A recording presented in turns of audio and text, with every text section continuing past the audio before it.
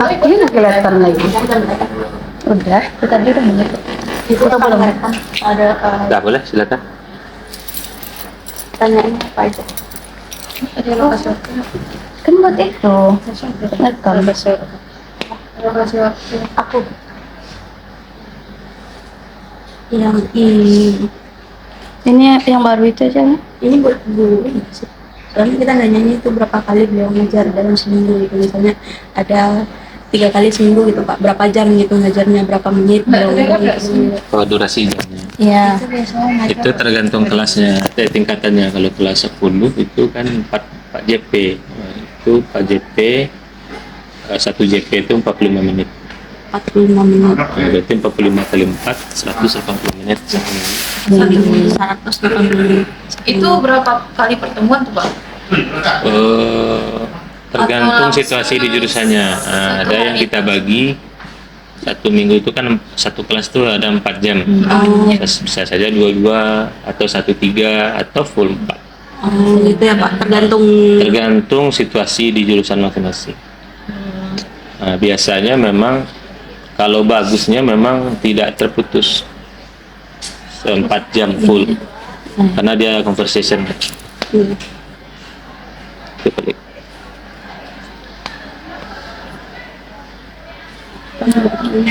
Sejak kapan sekolah ini menerapkan kurikulum merdeka?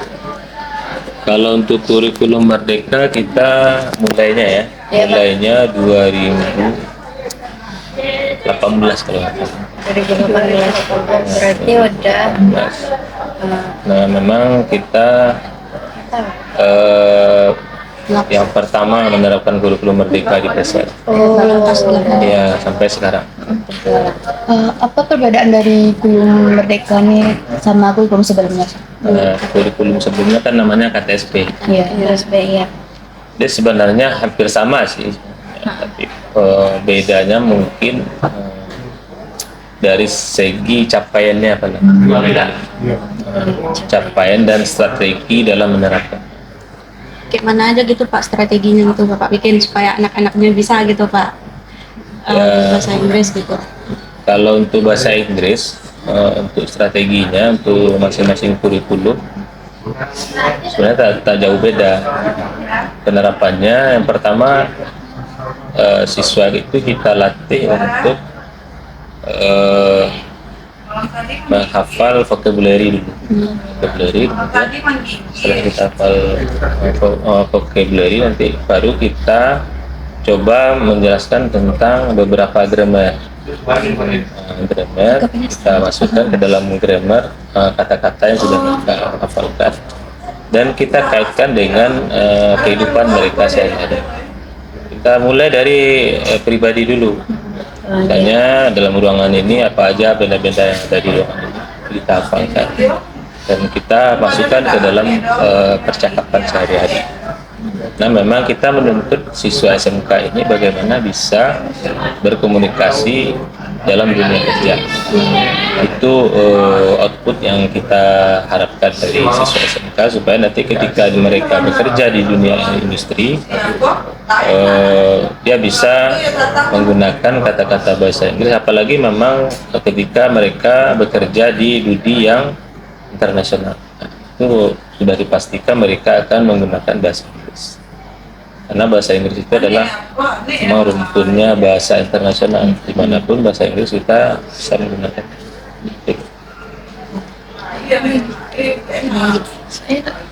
Cara penilaian dari kurikulum merdeka ini ada bedanya nggak Pak dengan KTSP sebelumnya? Nah, kalau penilaiannya secara umum hampir sama sih. Kalau KTSP dulu ada istilahnya ada penilaian sikap,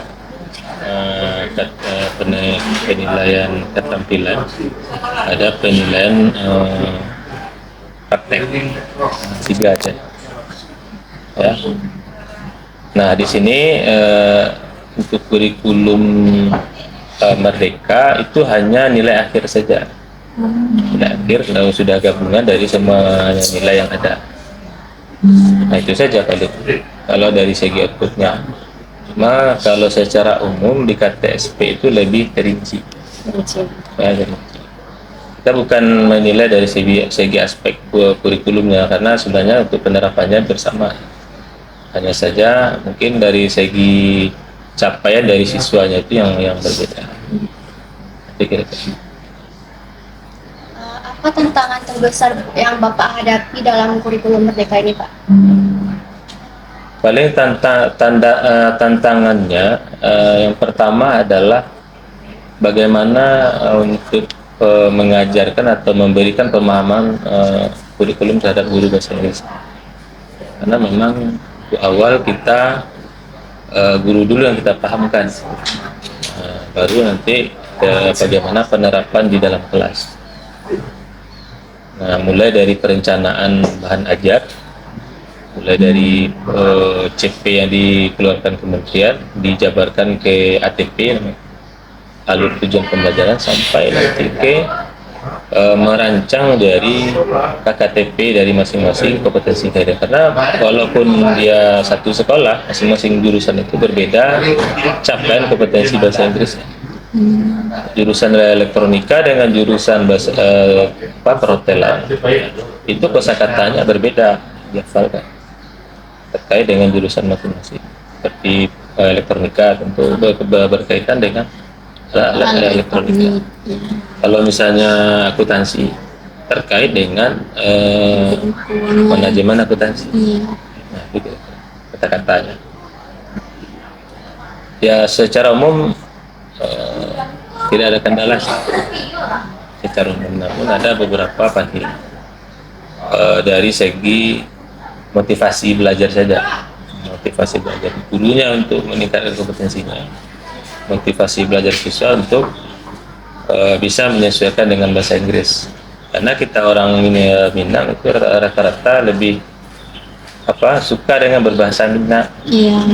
Nah, ketika kita berbahasa Inggris, maka ada istilahnya dalam cemooh yang datang. Ini tantangannya pada itu.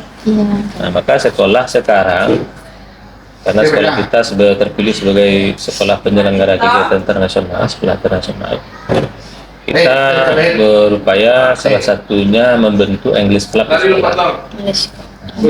kita sudah panggil guru bahasa Inggris. Tinggal nanti kita memilih pelatihnya lagi. Karena kita butuh pendamping dalam kegiatan English Club tersebut. Ini itu kira-kira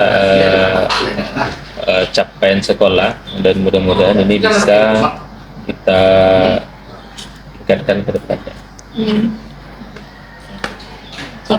Bagaimana respon siswa terhadap kurikulum Merdeka ini, Pak? Kalau respon siswa antusias karena kurikulum Merdeka ini bukan hanya dari aspek pengetahuan dan keterampilan saja, Bukan teori aja. lebih kepada peningkatan karakter soft skillnya. Nah, memang di kurikulum Merdeka ini selain hard skill, kita lebih meningkatkan soft skill. Nah, memang juga dalam ilmu agama itu sudah dijelaskan juga. Artinya di atas ilmu ada adab. Nah, kita tingkat dulu adab. Nah, kalau dalam kurikulum itu namanya soft skill. Nah, itu kira-kira hasilnya paling bagaimana siswa tersebut menyesuaikan kearifan lokal ini yang ada di daerah sini, termasuk juga cara berbahasa dan hal-hal lain yang terkait dengan dunia luar. Nah, itu paling tantangannya. Jika ada perubahan kurikulum ke depannya, apa yang Bapak harapkan dari kurikulum baru? Kalau ada perubahan kurikulum, harapan Bapak adalah pertama, jangka waktunya perubahan kurikulum ini jangan dalam waktu yang singkat. Iya, itu susah, implementasinya itu susah. Ya, karena untuk merubah kurikulum itu bukan hanya bagaimana mengajar, karena memang kunci dari pendidikan itu adalah guru. Kalau gurunya tidak paham pendidikan itu, maka mau dikemanakan bangsa. Itu harapan Bapak, bagaimana kurikulum ini jangan dirubah-rubah. Kalaupun mau dirubah, mungkin dari segi isinya saja yang dirubah. isinya. ditingkatkan sesuai dengan perkembangan zaman, perkembangan teknologi barangkali, Iya. dan hal-hal lain nanti yang terkait dengan kearifan lokal. Nah itu harapan Bapak, karena memang untuk membuat pemahaman kepada guru ini, karena guru kita ini bukan muda semua, Iya, udah. ada yang sudah kepala 5, maksudnya sudah berumur. Mungkin itu tantangan kita, bagaimana bisa menyesuaikan. Tidak bisa diselesaikan dalam waktu 1 tahun, karena sudah guru kita sudah nyaman dengan kurikulum sebelumnya. Iya. Nah, itu kira-kira paling Jadi susah masuknya gitu kan Pak. susah untuk menyesuaikan dengan kurikulum baru. Gurunya nggak paham, muridnya makin nggak paham. Ya, Iya. itu kira-kira. Apakah ada dampak negatif dari kurikulum Merdeka ini, Pak? Ya kalau dampak negatifnya paling karena waktunya itu saja kan. Waktunya singkat sehingga baik guru ataupun siswa itu kewalahan untuk menyesuaikan dengan kurikulum. Tapi kalau di dalam waktu yang panjang, ya kalau harapan Bapak lagi memang satu kurikulum itu cukup disesuaikan dengan jangan dirubah. Kalaupun berubah memang itu persiapan dulu, dipahamkan orang dulu, udah oke semua baru kita jalankan. Kalau ini tidak, ya dijalankan sembari waktu, tidak tahu berjalan atau tidak. Apa kesulitan siswa dalam mengikuti kurikulum Merdeka ini, Pak? Kalau kesulitan siswa tidak ada sih, paling kalau penerapan di sekolah saja, penerapan di masing-masing sekolah. Seperti sekarang kita penerapan full day, 1 hari. Biasanya pulang jam 3, sekarang pulangnya jam 4, paling itu kendalanya. Atau jam 5 pulang, malah ada yang jam 6 pulang. Sehingga siswa itu waktu istirahatnya kurang. Nah, jadi harapan kita ke depannya memang siswa bisa lebih leluasa dalam mengikuti kurikulum dan punya waktu istirahat itu.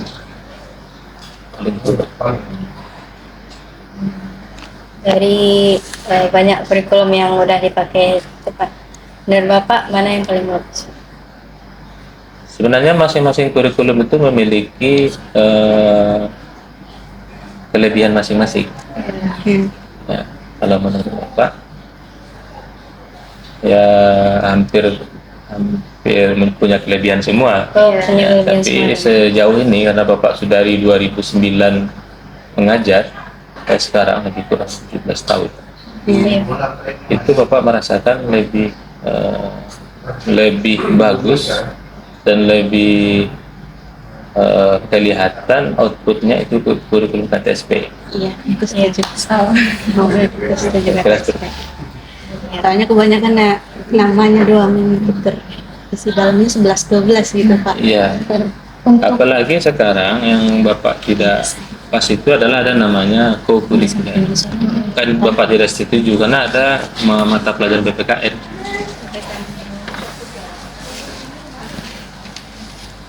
Itu Pak, untuk saat pembelajaran itu mahasiswa sorry Pak.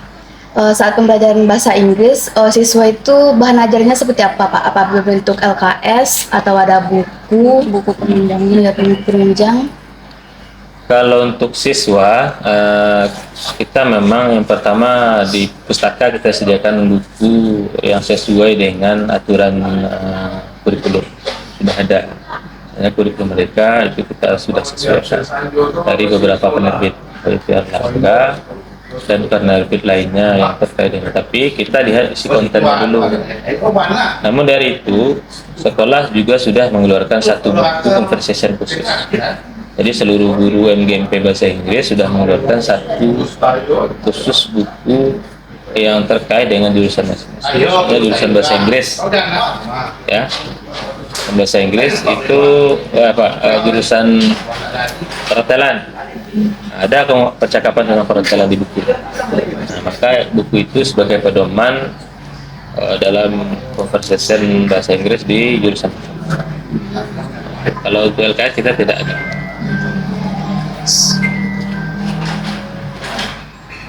Berarti semua jurusan belajar bahasa Inggris ya Pak? Ya, Ya pasti. ya kelas 10 makul wajib berarti. ya wajib kelas 10. Malah untuk jumlah jamnya ini sekarang meningkat. Biasanya 3 sekarang kelas 10 itu ada udah 4 jam. Jam. Kelas 11 3 jam, kelas 12 3 jam. Jadi sudah ada peningkatan jumlah jam untuk bahasa Inggris untuk di kurikulum merdeka. Nah memang sesuai dengan nawacita Kementerian bahwasanya SMK ini untuk menciptakan tenaga kerja yang berstandar internasional. Untuk penilaian materi Pak, apa yang perlu diajarkan ke siswa? Apakah itu kemampuan listening, ya seperti speaking, reading, atau writing? Kalau secara umum semuanya sih, tapi yang lebih menonjol itu adalah speaking. Speaking. Speaking. Bukan kita mengecilkan to reading dan listening, namun untuk secara keseluruhan tetap dilaksanakan yang 3 ada itu. Namun yang lebih ditonjolkan adalah conversation ataupun speaking kalau dalam percakapan sehari-hari untuk conversation. Soalnya itu penting juga buat mereka habis dari sekolah Iya, gitu. betul. Dan untuk listening dan writing, ya readingnya itu boleh dikatakan ketika memahami tentang grammar banyak. Itu banyak kita arahkan ke sana. Tapi kalau untuk jurusan kita arahkan ke speaking. Udah itu. Cukup ya. Itu aja Pak. Makasih banyak atas bantuannya Bapak. Ya, mudah-mudahan dari UNP ya. Iya. Universitas Negeri Padang sukses selalu. Amin. Dan cepat sudah ya. Amin. 1,5 tahun aja lagi. Kita semester berapa? 4 Pak.